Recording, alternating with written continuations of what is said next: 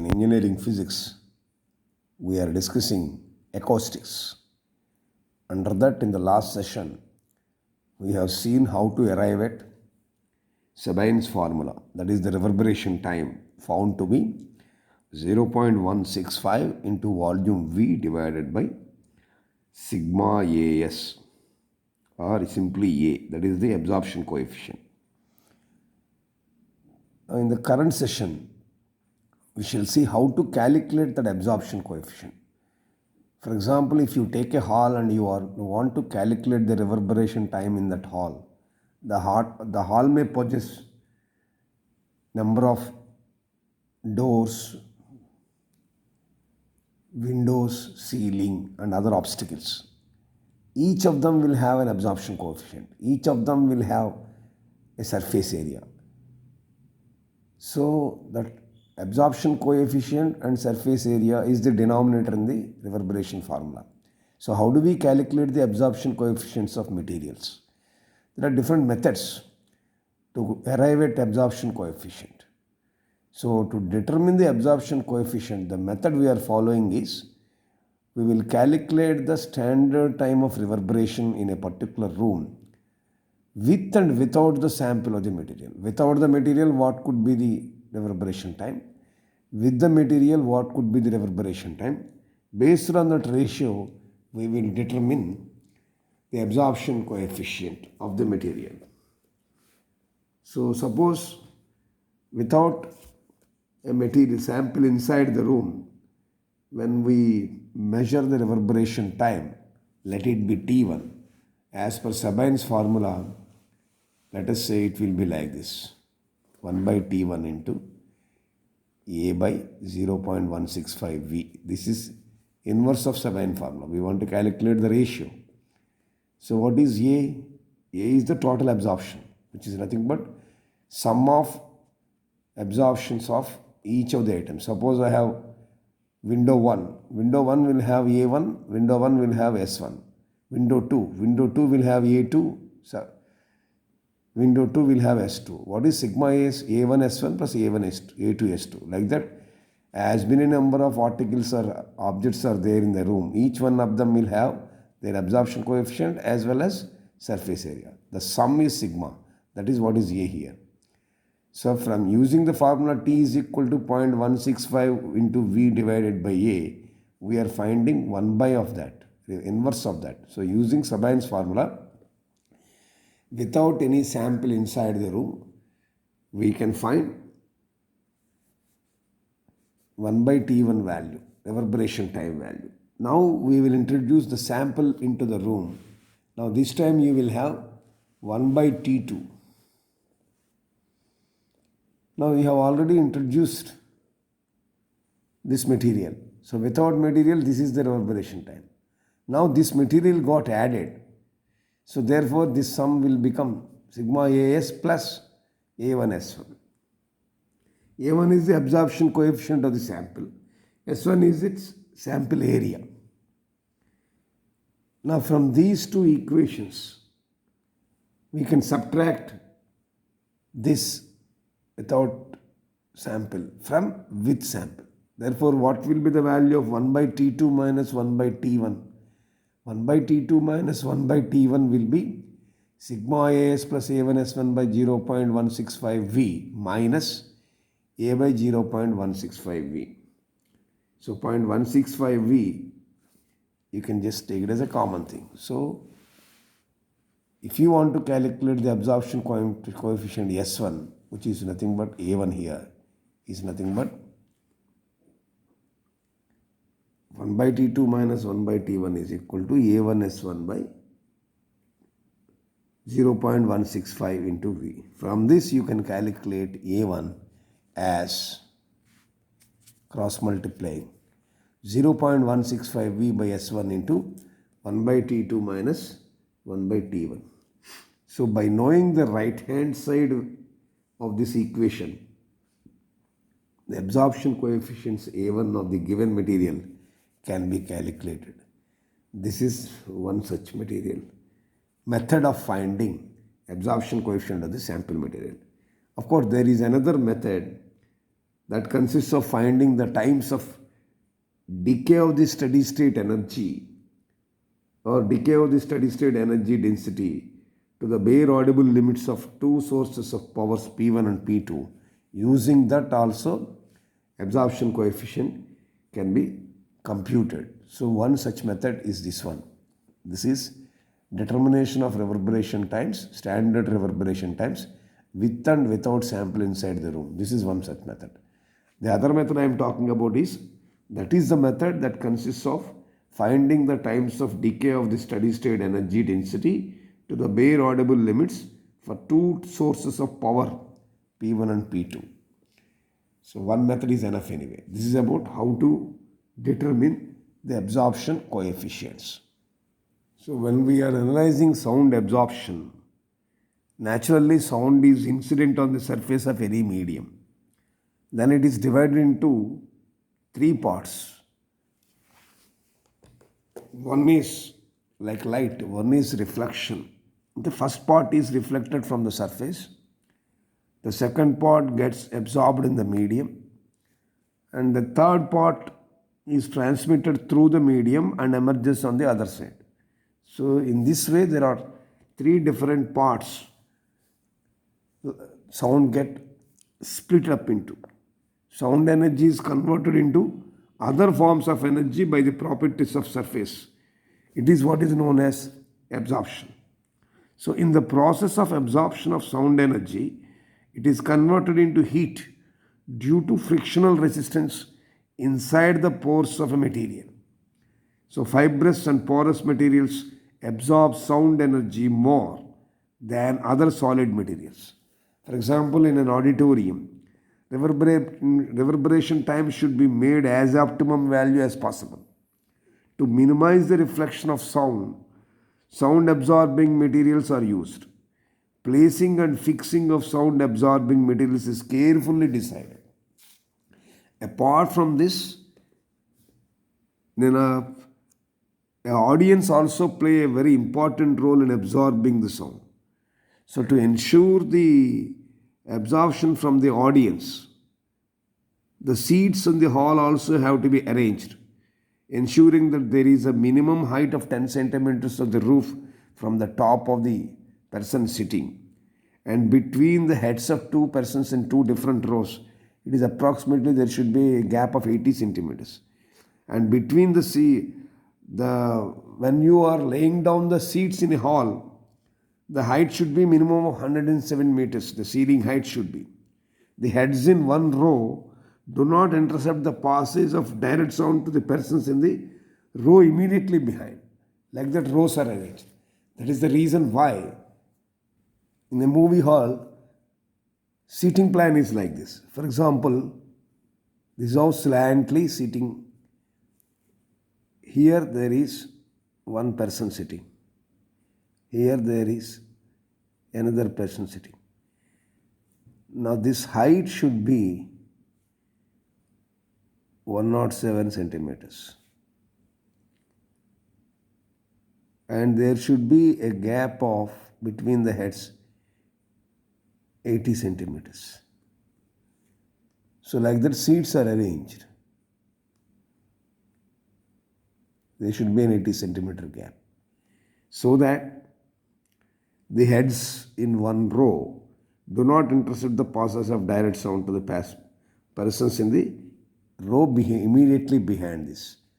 That's how the rows of seats are arranged in a hall. This is about sound absorption. Now let us understand what are the factors affecting the acoustics of buildings and what are their remedies. There are several factors that have an effect on the acoustics of buildings. Among them, one such thing is what is known as loudness. Sufficient loudness at every point in the hall is an important factor for satisfactory hearing. Excessive absorption in the hall or lack of reflecting surfaces near the sound source may lead to decrease in the loudness of the sound. A sound which is louder, it exists for a longer time, and the reverberation time of the hall is very high and exists for a short period of time, its reverberation time is very low. So loudness of the sound is directly related to the reverberation time. The increase or decrease of reverberation time due to loudness affects the acoustics of the building. So loudness can be made as uniform as possible so that audience can enjoy the performance of the stage. Now how can you arrive at this? Let us see the remedy for this. As far as loudness of the hall is concerned, the plane surfaces are generally used in increasing the loudness by reflecting the sound. The public addressing system is used to increase or decrease the volume of the sound. Adjusting the absorptive material in the hall will improve the situation. When the hall is too large, the audience are more, loudspeakers are to be installed to obtain the desired level of loudness. These are some remedies with respect to loudness. Now let us something called echo. This is yet another factor affecting the acoustics of buildings.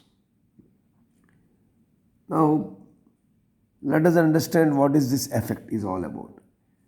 When the sound wave strikes a smooth or hard surface, it is reflected back to the listener, and the repetition of the sound for a short time is what is called echo. The reflection of the sound from a large surface like wall, hill or mountain is called an echo. Echo is the repetition of sound produced due to reflection from a distant extended surface like a cliff, hill, well, building, etc. If it is found that the time interval, that means if the time interval between the direct sound and the reflected sound is less than 1/15th of a second, the reflected sound is helpful in increasing the loudness. But the sounds arriving later, they can cause confusion and should be weakened as far as possible. So that is very, very important to be understood. So this is the formula generally used in calculating echo. Here V is the velocity of sound, that is 330 or 340 meters per second. D is the distance between the listener and the observer, because the sound wave has to start from source and reach the listener or touch the surface and reflect back. Therefore, the distance will be doubled. T is the time. Let us say observer is producing a sound and the sound gets reflected by an obstacle. The sound travels towards the observer and the observer hears the sound again. If the T is the distance between the obstacle and the observer, V is the sound velocity and T is the time taken by the sound for to and fro motion, then velocity of sound can be calculated like this. So here T we will substitute as 1/10th of a second, 1/10 seconds. That is the minimum time required to distinguish between any two sounds. V is substituted as 330 or 340 meters per second. So it is at the normal room temperature. Then when you substitute all these things, D will be coming to around 17 meters. That means if a person is standing at a distance of more than 17 meters away from the wall, the echo will be heard. Separation between the source of sound and the listener is less than 70 meters. 17 meters means no echo is heard. So in big halls with a high ceiling, the surfaces which may produce echo should be covered with sound absorbing materials to prevent reflection from them.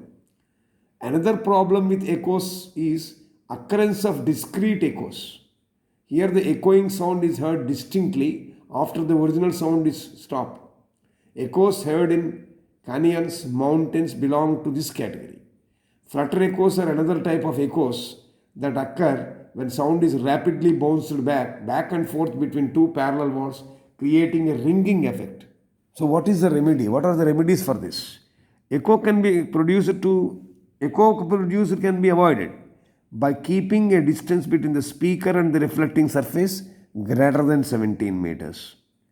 You can avoid echoes by covering ceilings and floors with sound absorbing materials. That's why we use carpets in movie halls. Walls of the hall should be rough and enough surface polishing can be given, not too much polishing. Echoes can be avoided by the curved surface in the design of the halls. This is echo. Echo will have an Eklund effect. That is yet another factor. The sound produced in front of a structure with regular spacing like staircases or set of railings, they may produce a musical note due to an irregular repetition of sound along with the original sound. This makes the original sound unintelligible and confusing. This type of effect is what is called Eklund effect.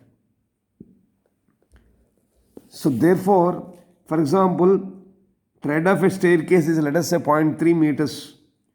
The distance traveled by the sound in one oscillation is naturally 0.6 meters. So velocity of sound is taken as 330 or 340 meters per second at room temperature.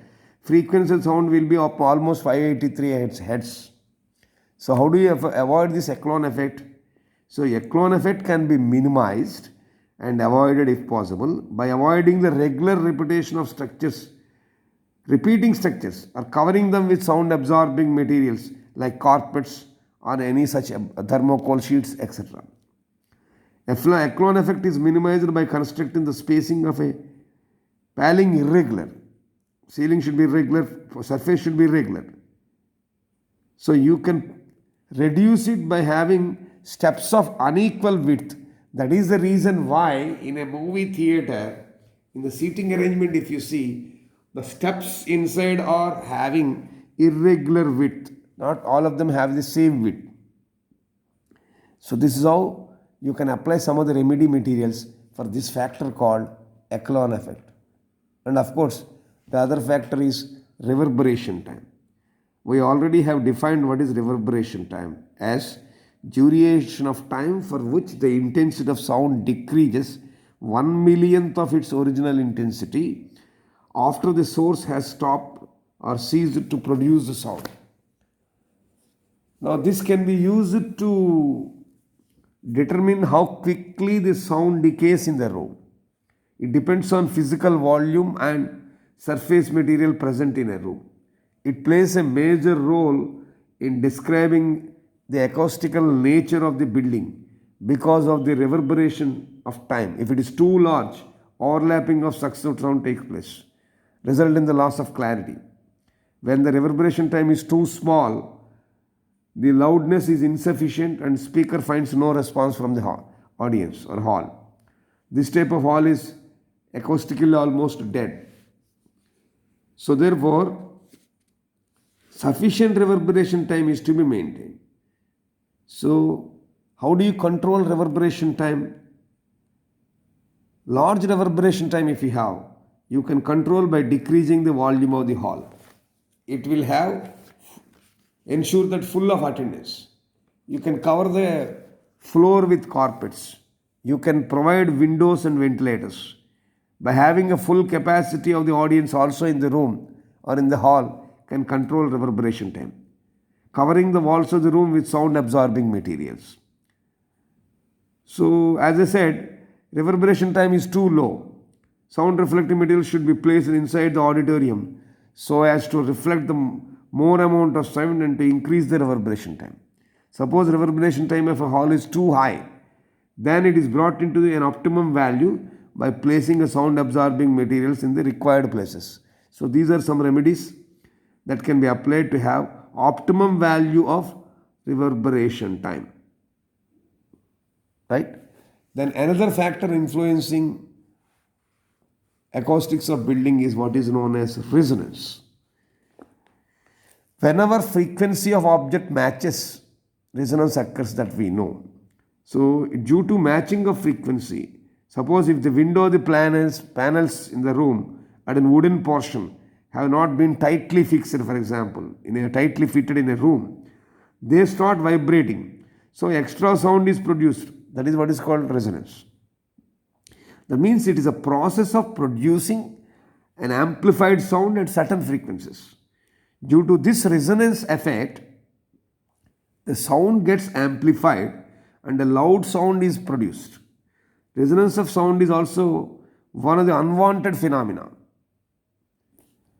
How do you control this? The remedy for this, the auditorium or halls with larger volumes are free from resonance effect. So larger halls, best for this. Because it is occurring only at certain frequency, sound absorbing materials which absorb that particular frequency may be used to reduce the resonance effect. Resonance may be avoided by fitting the window panels and wooden portion very clearly. Resonance can be placed by or sound absorbing metals. So this is how you can control resonance to some extent. Then the another factor that is affecting the acoustics of buildings is what is known as focusing due to wall and ceiling.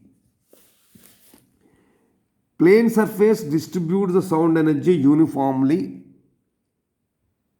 uniform curved surfaces. They do not disturb the sound uniformly. It focuses the sound at a particular place and it will produce harmful effect to the audience.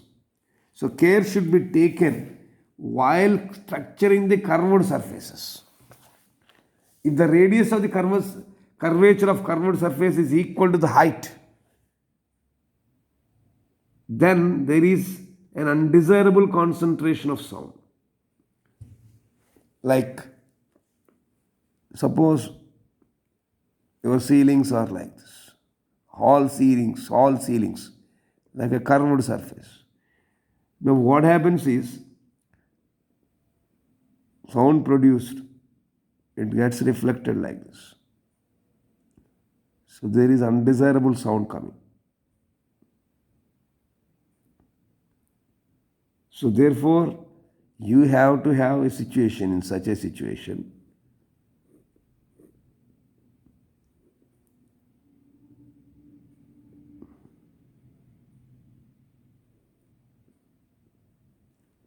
it is falling outside somehow. Like that construction should be there, not like this, the ceiling construction. That means if the radius of curvature of curved surface is equal to the height, then there is an undesirable concentration of sound. So in order to avoid bad focusing due to curved surface, the radius of curvature should be made as twice as that of the height, and it will distribute the sound uniformly. Here, non-uniform distribution of sound intensity is unwanted, and hence correction is required. For non-uniform distribution of sound energy, we can take some points into consideration. Like no curved surface should be present inside the hall. If they are present, of course, they should be covered with some absorbing materials. Paraboloidal surface behind the speaker may send uniform reflected sound across the hall. Ceiling should be low. So these are the points that are to be kept in mind. So these are the bad effects of focusing, sound focusing at one point. So what are the remedies for this? Bad focusing of sound can be avoided using plane surfaces. Radius of curved surfaces is made as twice as that of the height, so as to avoid bad focusing. A model of building should be constructed before constructing a new building. Model is floated in a ripple tank and the reflection of water waves in the model is studied. Sound is also propagating as a wave. The construction of a model and the study of reflection of water wave is also useful to study about the reflection of sound. This is how focusing can be avoided. These are some factors. Apart from that, there are some extraneous noises. Extraneous noises mean sound produced outside the hall that may disturb the audience inside the hall or an auditorium. This is what is called extraneous noises. The unwanted sound is called noise. Therefore, there are three types of noise. We say airborne, structure-borne, or inside noise.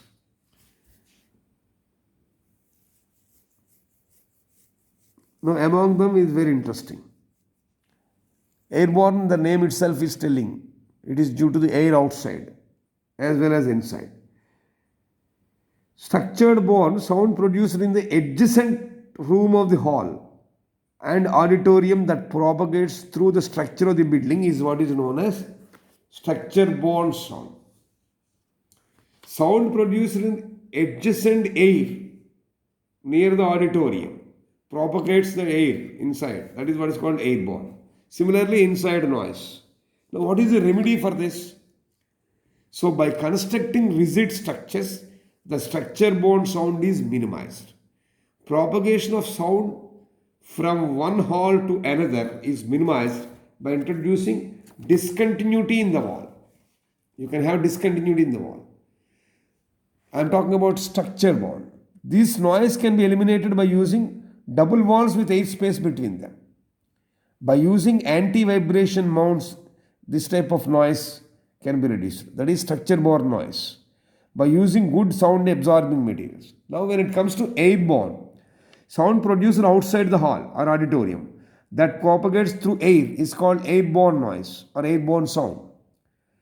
This external noise which is coming from outside through open windows, doors, this is airborne noise. So vehicles moving in the adjacent road of the auditorium or hall, they produces unwanted sounds. So it will propagate through air and reaches the auditorium. This sound produces disturbance to the audience present in the hall or auditorium. So what is the remedy for this?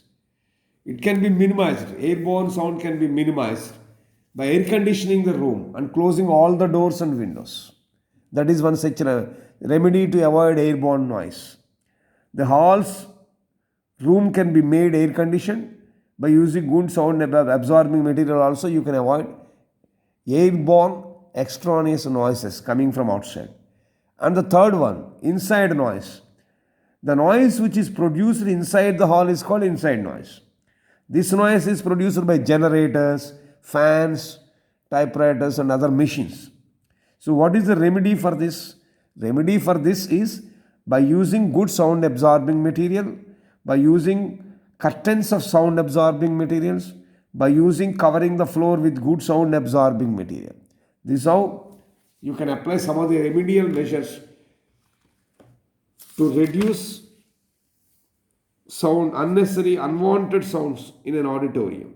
So these are some factors affecting the factors affecting the acoustics of buildings and various remedial process. Now here we have come across a term called reverberation and echo. Let us compare them both. For example, if you take reverberation, reverberation is the persistence or prolongation of sound in a hall even though the source of sound is cut off. If you take echo, when the wave strikes a smooth or a hard surface, it is reflected back to the listener and the repetition of sound for a short time, it is what is called echo. The reverberation is the long drawn impression of sound which dies away gradually. An echo is a repetition of original sound heard after sound can be reflected from a far surface. In reverberation, the sound is reflected several times by two or more near surfaces. Here in echo, the sound is reflected only once. In reverberation, for reverberation, two near surfaces must be there. For echo to occur, the reflecting surface must be at least 17 meters away from the source of sound. So as a conclusion, if you see the basic objectives of the chapter called acoustics, we tried to understand basics of acoustics, the concepts of factors affecting the acoustics of buildings and their remedies, understanding of Sabine's formula for reverberation time, overview of sound absorption coefficient and its determination, expressions for Sabine's formula and requirements of good acoustics. And also, according to Professor Sabine, standard reverberation time is defined. Reverberation time always has to be maintained at an optimum value, because reverberation time, if it is too small, the loudness will be inadequate, and if it is die also. Echo is the repetition of sound produced due to reflection from a distant extended surface like cliff or hill or well. These are all some points. Additional, ultimately, good acoustics is a necessity for the symphony orchestra members to be able to hear each other and to optimize their performances. That's how we looked at entire acoustics. So the basic things are to be understood as far as acoustics are concerned. Main important thing is the comparison between reverberation and echo, and what are the factors influencing the acoustics of buildings, and what are the various remedial steps that are to be taken to ensure proper sound intensity is being observed throughout the hall. That is what is discussed in the entire session called acoustics.